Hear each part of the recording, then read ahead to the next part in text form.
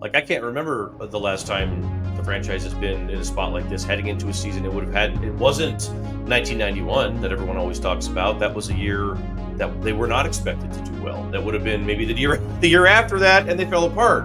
But this is one of those years where you look at it and you say, like, when we boiled everything down at the end of last season, you could say there wasn't a whole lot of holes. There were some, but they addressed those holes as we talked about this offseason. Now, when you go into camp this year, you're not necessarily, like, we're going to talk about Jameson Williams here in a second, and he's very important, but you are not like, we'll be dead if he can't do, exactly what we want him to do. We'll be dead. There'll be none of that.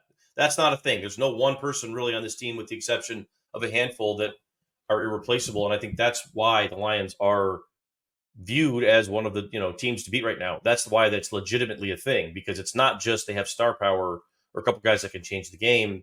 It's they have answers for pretty much every question and every scheme and every system you're going to play against. Very few teams can say that. I think they have that right now, on paper anyway.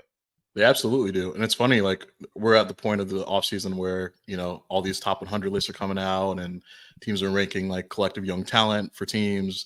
And you're looking around, the Lions are ranking very high in some of these categories. They're getting a lot of players on top 100 lists. So that shows you, like, it isn't just one or two guys carrying them. It isn't just three or four guys. Like, you got a really talented roster of a lot of guys that could make a Pro Bowl, all pro spots, just be really good players and start for a lot of teams across the league.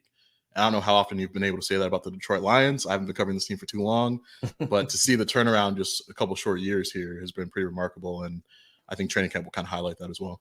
So let's start at where I said we'd start it with I think the biggest main event here again in training camp. But what a difference a year makes for the narrative and probably everything else. And that a year ago, if we rewind with Jameson Williams at this time, we were all sort of like, what's he going to look like? Is he going to be serious about this? Is he going to be healthy?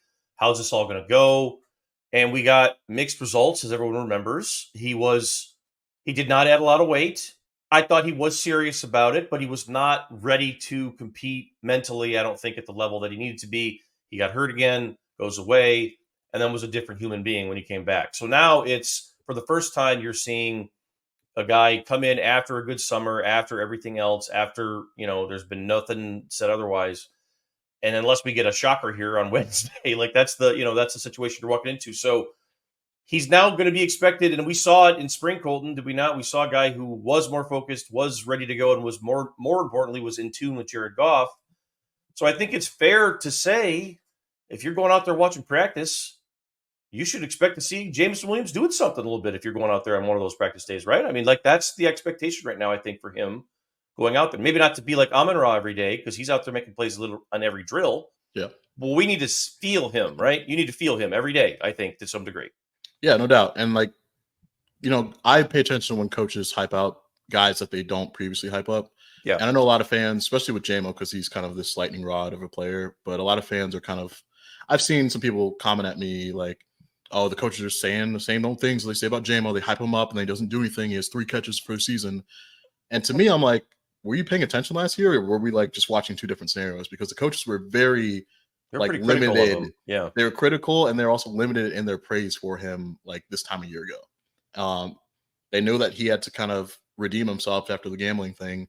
They knew he wasn't going to be around for the first, what they thought 6 games, that ended up being 4.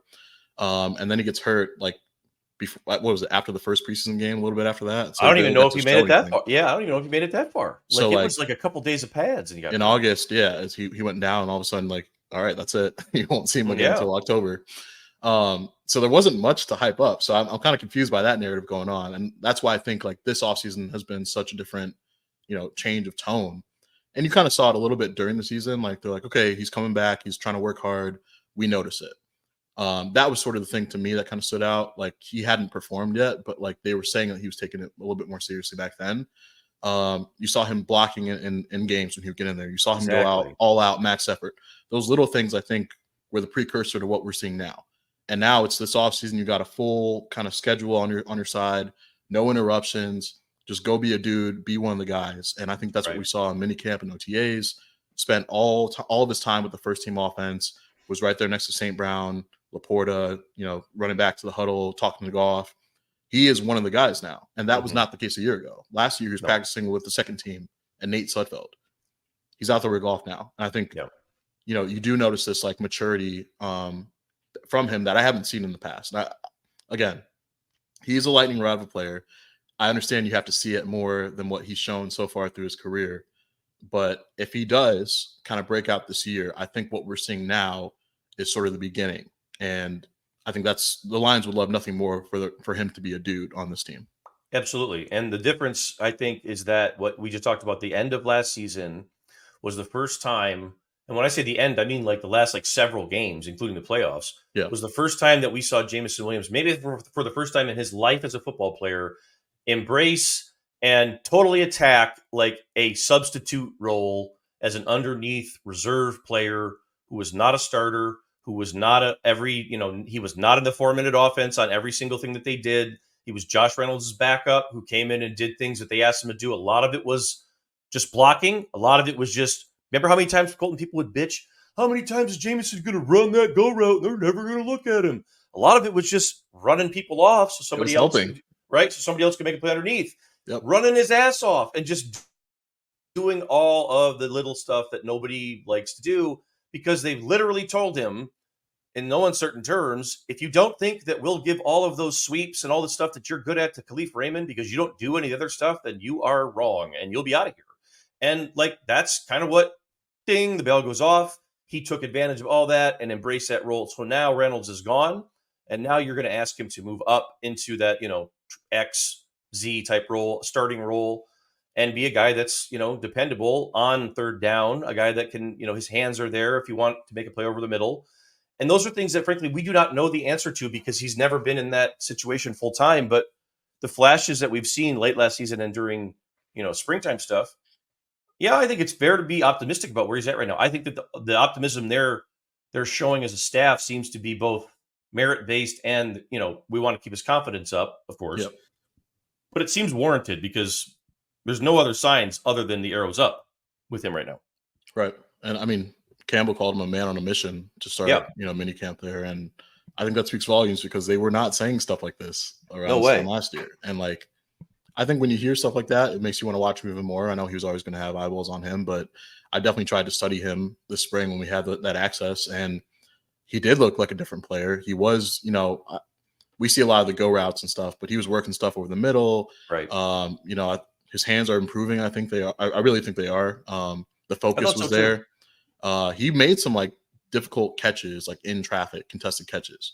He drops them too. That's always going to be maybe an issue for him, but I think his hands are improving. I think he's learning how to run better routes. I think the depth of his routes and Ben Johnson's system are getting better. He knows his responsibilities, where he's supposed to be. So I think all that matters. And I think he even talked about that a little bit when he spoke to us a couple months ago. He understands he's a guy in the system and that they're relying on him. He's not just a fourth wide receiver at this point. He is their number 2 receiver, probably number 3 option behind Saint and Laporta, but a guy that has, the singular skill and his speed that can open up so much for the rest of this offense. We talk about it so often, but adding that guy as a downfield threat on a regular basis where defenses have to account for his speed, play to play, not just in situational packages, that's going to open up so much for Laporta, his yards after catchability, St. Brown, how he always gets open and then finds the zone. That's I really think this offense could be better. And that's a weird thing to say because they've been top 5 last 2 years. But if that dude is doing what he's supposed to do and he's playing a first-round pick, this offense can be better. And that's really kind of a scary thing to say. He's the only thing they didn't have. He's the guy that can really stretch and create space. And it's and he also helps Gibbs with all that too. You know what I mean? He helps every part of it. And the beauty of this, as you mentioned, Laporta's presence as the uniqueness of the whole thing, that they were fortunate to nail St. Brown and Laporta to where Jameson was the original first-round pick.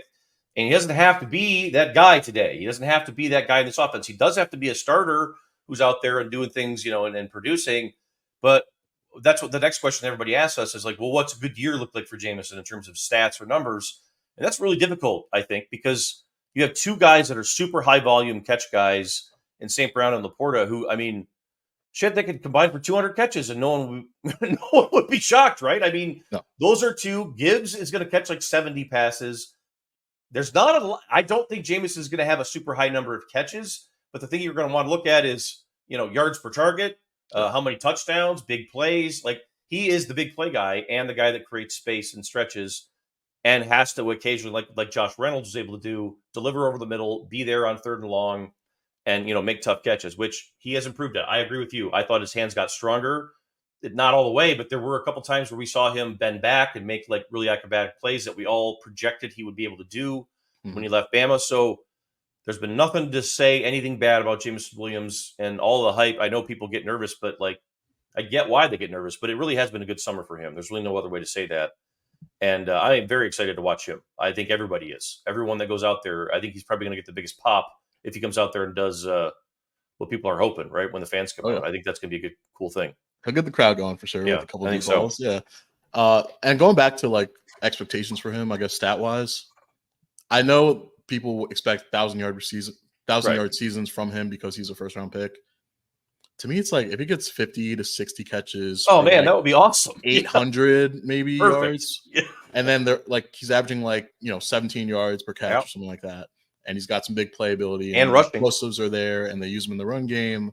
Like it might not reflect totally in the box score, but like a threat like that on the field, again, will make this offense better. So like that's kind of what I'm thinking for him. He could surprise, and they just maybe Saints targets go down a little bit more. You give some more to Jamo, Laporta. Maybe he goes down a little bit. You give some more of those. So maybe it works out where he does get 1,000. I'm not sure, but like to me, I think 800 is a good season. Like that's great for a guy with his skill set, a speed guy that doesn't need the ball every down. I think that's kind of what I would expect for Jamo.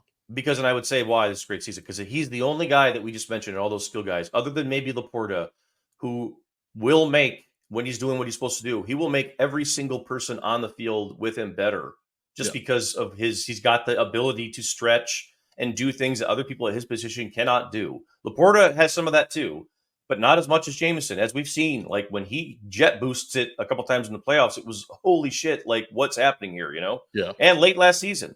So that's the thing with him, is it doesn't, like you said, it does not have to be, he doesn't have to be making 30-yard catches all the time.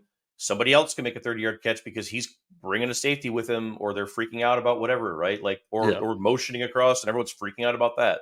That's him.